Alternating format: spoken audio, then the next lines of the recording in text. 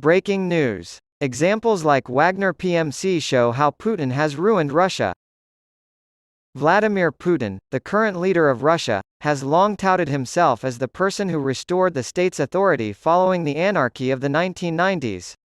But the Wagner Group mutiny shows why that isn't true, both because it was an armed challenge to Putin's authority and because Putin's relationship with Wagner Group PMC head Yevgeny Prigozhin is indicative of how he has dealt with other members of Russia's political elite. Some have described the Putin regime as a failed state due to the Russian president's pattern of dismantling state institutions and replacing them with those based on personal ties and private understandings.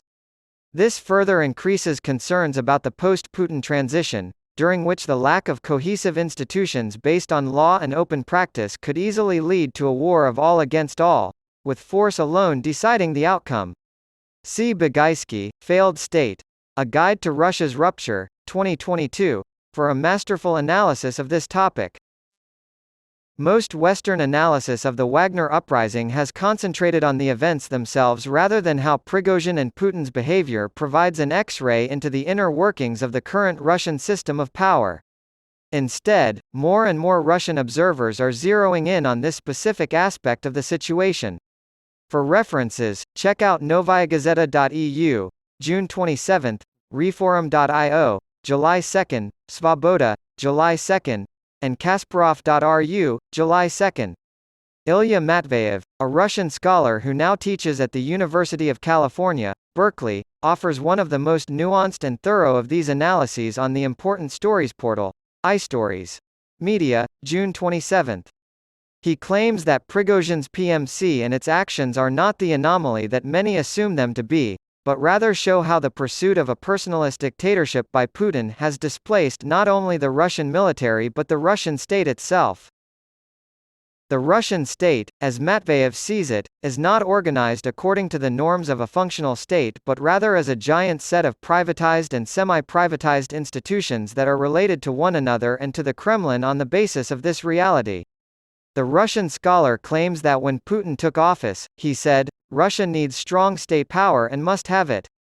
However, during Putin's 23 years in power, Russia has become weaker both in terms of its ability to monopolize the use of violence and as a unified whole effectively controlled from a central location. Therefore, Putin's much-touted power vertical has turned out to be as fragile as a porcelain cup, according to Matveyev, and this has not occurred as a result of a tectonic shift but rather as a direct result of Putin's actions. The leader in the Kremlin wanted to modernize the Russian economy but did not trust either private business or, what is if anything more important, the state itself. In response, Putin established state corporations in a legal limbo between the two, and later applied the same principles used to form these corporations to other facets of the political system. That's why, as Matveyev explains, statism in Putin's version is not a commitment to the Weberian ideal of a rational, meritocratic core of bureaucrats but rather to an ideology of specifically understood, national interests, for the implementation of which all means are good and formalities are of little importance. As a result of these policies, loyalty to one's individual Putin trumped loyalty to one's country. In response, state corporations and the PMCs that are a subset of them have frequently resisted the demands of the state, initially through non-violent means but more recently through violent means. iStories. Media, June 27. Putin did this because his main task was the support of a regime of personal power, rather than the establishment of a strong state. Yet, paradoxically, the Russian scholar argues, the strengthening of the political regime, that is, the regime of Putin's personal power, led to a weakening of the state, and the converse would be true as well, making any future transition difficult for a leader seeking to build his or her own power. Matveyev, referencing the research of British scholar Neil Robinson, argues that it is possible to tell the difference between state building and regime building in Russia, and to understand how focusing on the former can have a negative impact on the latter.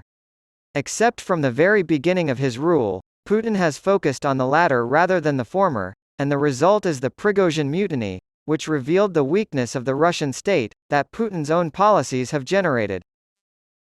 Behind the monolithic facade of Putinism are clans, networks, and corporations pursuing their own goals and quite capable of bringing the country to collapse and civil war, claims Matveyev. It is instructive that Ramzan Kadyrov's Chechen forces fought against the revolt of one of these entities. He argues that the destabilization of the state, as seen in the 1990s, is an inevitable consequence of any democratic transition. A strong and capable state in Russia can only emerge through a democratic transition, according to iStories. Media, June 27. Putin was correct in 1999, but since then he has disregarded his own wisdom in favor of pursuing power at any cost. Some parts of the Russian political system are still robust, so many people are hesitant to label Russia a failed state. This reluctance, however, is misguided because a failed state is not one without powerful players. Rather, it is a political system without a controlling center, which can prove fatal if the personalist dictator holding things together dies.